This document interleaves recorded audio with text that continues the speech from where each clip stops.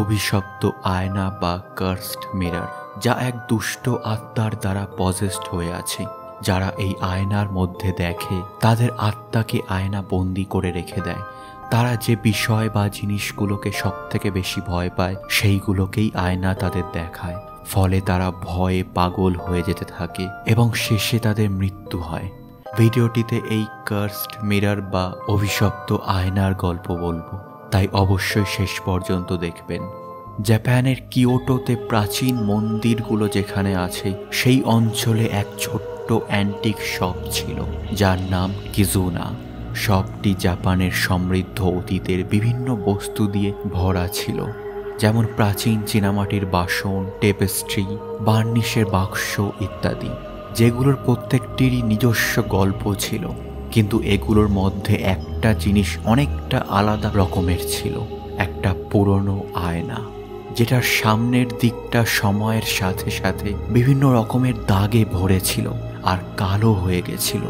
বলা হতো আয়নাটির এক অস্থির আভা ছিল, যা দোকানের কাস্টমারদের কিছু একটা ভয়ে শির দ্বারা কাঁপিয়ে দিত। বলা হতো আয়নাটি ভুতুড়ে, যা মানুষের গভীরতম ভয় এবং কষ্টকে প্রতিফলিত করে। অনেকে যারা আয়নাটির মধ্যে তাকিয়েছিল তারা তাদের পিছনে কিছু অদ্ভুত ছায়াময় মূর্তিদের দাঁড়িয়ে থাকতে দেখেছিল। আবার অনেকে তাদের কানে কিছু ফিসফিস করে কথাও শুনতে পেয়েছিল। কিজুনা শপটির ওনার হারুকো এক বয়স্কা মহিলা।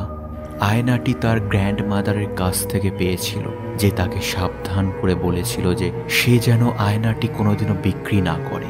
তার গ্র্যান্ডমাদার তাকে আরও বলেছিল যে আয়নাটিতে প্রাচীনের এক আত্মা বাস করে, আর কেউ যদি আয়নাটির মধ্যে অনেকক্ষণ তাকায় তাহলে সে তার জীবনে এক ভয়াবহ অভিশাপ ডেকে আনবে। এক বৃষ্টির বিকেলে কেনজি নামে এক আর্ট স্টুডেন্ট বৃষ্টির থেকে বাঁচতে কিজুনা শপটির ভিতরে ঢোকে। সে আগে অভিশপ্ত আয়নাটির ব্যাপারে কিছু গল্প শুনেছে, তাই সে কৌতূহল হয়ে আয়নাটি দেখার সিদ্ধান্ত নেয়। সে দোকানে ঢুকতেই তার সারা শরীর চন্দন কাঠের ধূপের সুগন্ধে ভরে যায় এবং শপটির ডিম লাইট এক মনোরম অ্যাটমসফিয়ার তৈরি করেছিল। হারুকো তাকে মিষ্টি হাসির সাথে ওয়েলকাম জানায়, কিন্তু কেনজির আয়নার প্রতি ইন্টারেস্ট দেখে হারুকোর একটু ভয় হয়। হারুকো কেনজিকে ফিসফিস করে সতর্ক করে বলে যে অনেকেই আয়নাটির প্রতি অ্যাট্রাক্টেড হয়েছে, কিন্তু খুব কম মানুষই অক্ষত রয়েছে। কৌতূহল হয়ে এবং ইয়ং বয়সের সাহসিকতায় কেনজি হারুকোর কথায় কান দেয় না। সে হারুকোকে বলে যে এটা শুধু একটা সাধারণ আয়না, কিভাবে এটা অভিশপ্ত হওয়া সম্ভব। হারুকো এক দীর্ঘশ্বাস ফেলে ভাবে যে এইরকম ইয়ং ছেলে মেয়েরা প্রায়শই সাহস দেখাতে গিয়ে নিজের বিপদ ডেকে আনে। কেনজি যখন আয়নার সামনে এসে দাঁড়ালো তখন আয়নায় নিজেকে দেখতে পায় সে। কিছুক্ষণ তাকিয়ে থাকার পর হঠাৎ তার শির দ্বারা দিয়ে এক ঠান্ডা হাওয়া বয়ে গেল। তার এক মুহূর্তের জন্য মনে হলো যেন আয়নায় সে তার পিছনে এক হাওয়ায় ভেসে থাকা কিমোনো পরিহিত মহিলাকে দাঁড়িয়ে থাকতে দেখল। মহিলাটির মুখ লম্বা কালো চুলে ঢাকা ছিল। কেনজি চোখের পলক ফেলতেই মহিলাটি অদৃশ্য হয়ে যায়। কেনজি ভয়ে কাঁপা কাঁপা গলায় হারুকোকে জিজ্ঞাসা করে যে সে মহিলাটিকে দেখেছে কিনা। হারুকোর মুখের এক্সপ্রেশন তখন ভয়ের ছিল। সে কেনজিকে বলে যে আয়নাটি সেটাই দেখায় যেটা আয়নার ইচ্ছা হয়। এই আয়না শুধু তোমাকেই দেখাবে না, তুমি যে জিনিসটাকে সব থেকে ভয় পাও বা যে বিষয়ে তুমি সব থেকে কষ্ট পাও সেটাও আয়না তোমাকে দেখাবে। কেনজি আবারও হারুকোর ওয়ার্নিংকে বিশ্বাস করে না। সে মনে করে যে হারুকোর কথায় কোনো বাস্তবতা নেই, কোনো লজিক নেই। কেনজি দোকানটি থেকে বেরিয়ে যায়, কিন্তু সে সেই মহিলাটিকে নিয়ে চিন্তায় পড়ে গেছিল। সেই রাতে কেনজি বিছানায় শোয়ার পরও তার মধ্যে এক অস্বস্তিকর ফিলিংস নাড়াচাড়া করছিল। এক সময়ে সে ঘুমিয়ে পড়ল, কিন্তু ঘুমানোর পর সেই মহিলার ভুতুড়ে স্বপ্ন আসতে লাগলো কেনজির। কেনজি স্বপ্নে দেখছে মহিলাটি আয়নার মধ্য দিয়ে তার দিকে এগিয়ে আসছে। মহিলাটির মুখ দুঃখ এবং এক অসহায়ের। পরের দিনগুলোতে কেনজি তার ঘরের বিভিন্ন কোণা থেকে এক অদ্ভুত কণ্ঠস্বরে ফিসফিস করে কথা বলার আওয়াজ শুনতে পাচ্ছিল, কিন্তু কথাগুলো সে বুঝতে পারছিল না। সে ঘরে বিভিন্ন ছায়ামূর্তিদের ঘুরে বেড়াতে দেখেছে এবং তার মনে হচ্ছিল যেন তার ঘাড়ে খুব ভারী কিছু একটা আছে। সে ভয়ে এইসবের কারণ জানতে আবার কিজুনা শপে ফিরে আসে। সে দেখল যে হারুকো তখন শপটি সাজাচ্ছিল। হারুকো কেনজিকে দেখে একটু হাসল। কেনজি হারুকোকে জানায় যে সে কয়েকদিন ধরে অদ্ভুত অদ্ভুত স্বপ্ন দেখছে, যেন আয়নাটি তাকে কিছু বলার চেষ্টা করছে। হারুকো কেনজির কথা শুনে জানার ভাব করে মাথা নাড়ল। সে কেনজিকে বলল যে আয়নাটি আমাদের এক কঠিন সত্যকে দেখাতে চায়, যেটা আমরা প্রায়শই ইগনোর করি। আয়নাটি আমাদের ভয়গুলোকে বোঝাতে চায়। হারুকো এবার ভাবে যে এটাই সঠিক সময় কেনজিকে সব ঘটনা বলার। সে কেনজিকে শপের পিছনের এক ঘরে নিয়ে যায়। ঘরটি বিভিন্ন ঐতিহাসিক জিনিসপত্রে ভরা ছিল। হারুকো গম্ভীর কণ্ঠে বলতে শুরু করে, আয়নাটি আকিকো নামক এক মহিলার ছিল। সে এক সময়ের বিখ্যাত আর্টিস্ট। সে প্রকৃতির সুন্দর ল্যান্ডস্কেপ এবং পোর্ট্রেট পেইন্টিংয়ের জন্য বিখ্যাত ছিল। কিন্তু আকিকো তার অতীতের কোনো ঘটনা নিয়ে যন্ত্রণায় কষ্টের মধ্যে ছিল। আকিকো তার এক সহকর্মী হিরোশি নামক এক আর্টিস্টের প্রেমে পড়েছিল। তাদের দুজনের ভালোবাসা প্যাশনেট ছিল, আবার জিলাসি এবং মিসআন্ডারস্ট্যান্ডিংয়ে ভরা ছিল। যখন হিরোশি আকিকোর থেকে বেশি সাকসেস পেতে শুরু করে, তখন আকিকোর ইনসিকিউরিটি বেড়ে যায়। সে রেগে হিরোশির সঙ্গে প্রায়শই ঝগড়া করত। এমনই এক ঝগড়ার সময় এক অ্যাক্সিডেন্টে হিরোশির মৃত্যু হয়।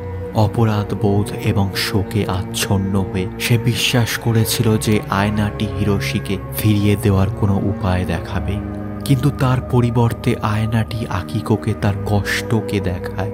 আকিকোর আত্মাকে চিরকালের জন্য আয়নার মধ্যে বন্দি করে নেয়। কেনজি হারুকোকে জিজ্ঞাসা করল যে এরপর কি হলো। হারুকো তাকে জানায় যে আকিকো তার পর থেকে এক অস্থির দুষ্ট আত্মায় পরিণত হয়।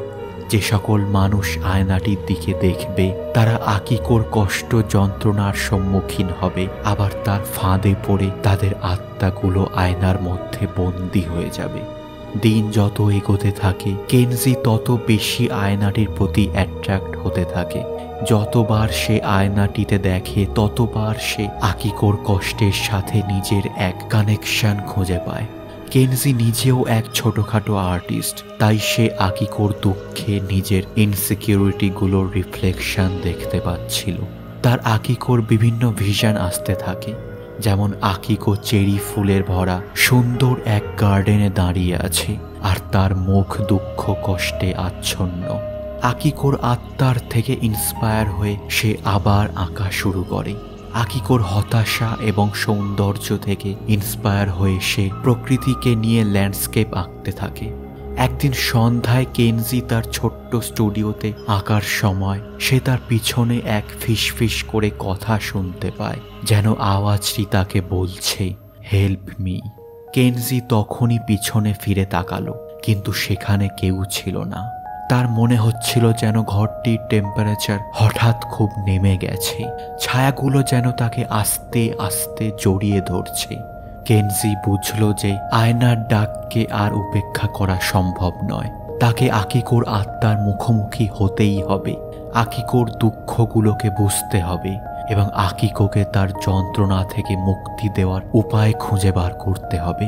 ভারাক্রান্ত হৃদয়ে সে কিজুনা শপে ফিরে আসে। সে সিরিয়াসভাবে হারুকো বলে ডাক দেয়। কেনজি হারুকোকে বলে যে সে আকিকোকে হেল্প করতে চায়, তাই তাকে আকিকোর সাথে কথা বলতে হবে। আশঙ্কায় হারুকোর চোখ বড় হয়ে গেল। সে কেনজিকে সাবধান করে বলল যে এই রকম দুষ্ট আত্মারা আনপ্রেডিক্টেবল হয়, এদের হেল্প করতে গেলে আমাদেরই উল্টে ক্ষতি হতে পারে। কিন্তু কেনজি তার সিদ্ধান্তে অটল ছিল। কেনজি আয়নাটির সামনে এক বেদি রেখে তাতে ফুল, ধূপ ও মোমবাতি সাজায়।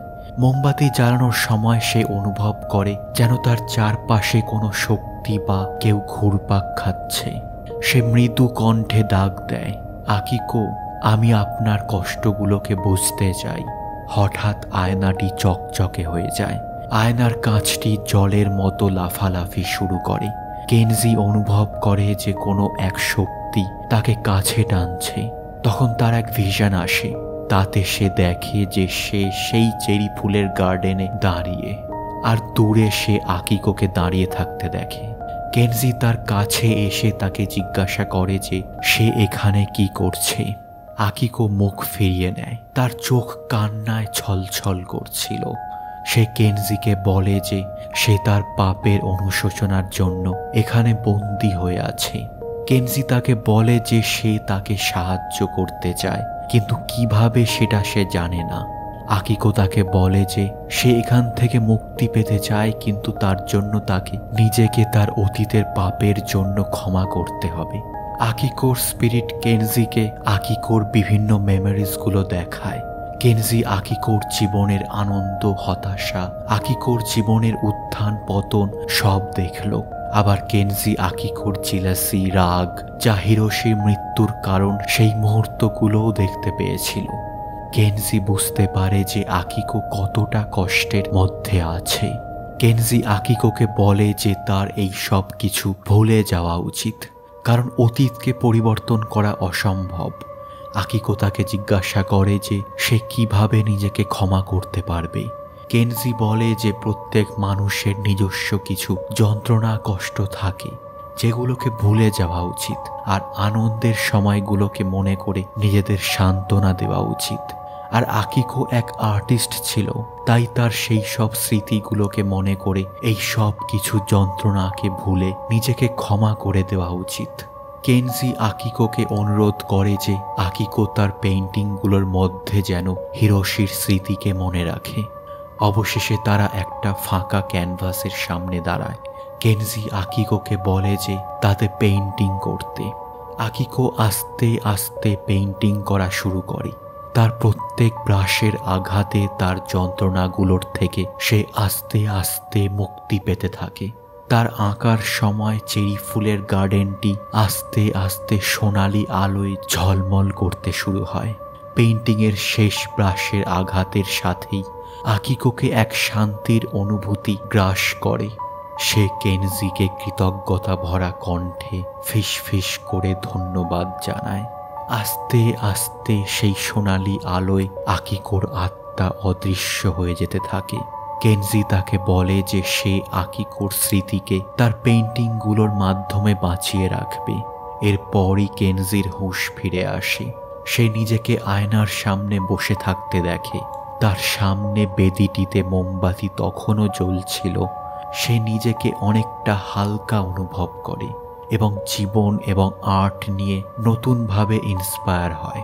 আকিকোর আত্মার মুক্তির পরে কেনজিকে যে ফিসফিস আওয়াজগুলো তাড়া করে বেড়াচ্ছিল সেগুলো বন্ধ হয়ে যায়। সেই সব অভিজ্ঞতায় অনুপ্রাণিত হয়ে কেনজি তার পেইন্টিংয়ে গভীর মনোযোগ দেয় এবং এমন এমন পেইন্টিং করতে শুরু করে যেগুলো ইমোশন এবং সৌন্দর্যকে ফুটিয়ে তোলে। তার আর্ট সাকসেস পেতে শুরু করে। সে আস্তে আস্তে ফেমাস হয়ে উঠতে থাকে, কিন্তু খ্যাতির চেয়েও বেশি কেনজি মানুষের অভিজ্ঞতার জটিলতাগুলি, যা আনন্দ দুঃখ থেকে উদ্ভূত হয়, তা নিজের আর্টের মাধ্যমে প্রকাশ করতে পারায় সে শান্তি পায়। সময় বদলালেও আয়নাটি হারুকোর কিজুনা শপেই ছিল, তবে তার সেই অতীতের দুষ্ট আভাটি আর নেই। আর বাকি সাধারণ আয়নার মতো এটাও একটা সাধারণ আয়না হিসেবে রয়ে যায়। কেনজি প্রায়শই কিজুনায় আসতো, হারুকোর সঙ্গে অনেক সময় কাটাতো। তাদের নিজেদের অতীতের কথা এবং ভবিষ্যৎ নিয়ে অনেক কথা বলতো তারা। কয়েক বছর পর এক সন্ধ্যায় কেনজি হারুকোর এক চিঠি পায়। তাতে সে লিখেছে যে আয়নাটির এক নতুন অধ্যায় শুরু হয়েছে। যারা নিজেদের কষ্ট দুঃখগুলোকে বুঝতে চায়, তাদের গল্পে আয়নাটি জীবন্ত হয়ে আছে। এইভাবেই অভিশপ্ত আয়নাটি মানুষকে নিজেদের ভয় কষ্টগুলোকে সাহসের সাথে ফেস করার সাহস যোগাবে। তাদের ইন্সপায়ার করবে জীবনের আসল লক্ষ্যকে খুঁজে বার করার জন্য। আজ এখানেই শেষ করলাম। ভিডিওটি ভালো লাগলে লাইক করে দেবেন। এবং এরকম আরও ভিডিও পেতে চ্যানেলটিকে সাবস্ক্রাইব করে দেবেন। আশা করি সবাই ভালো থাকবেন। আবার দেখা হবে পরের ভিডিওতে।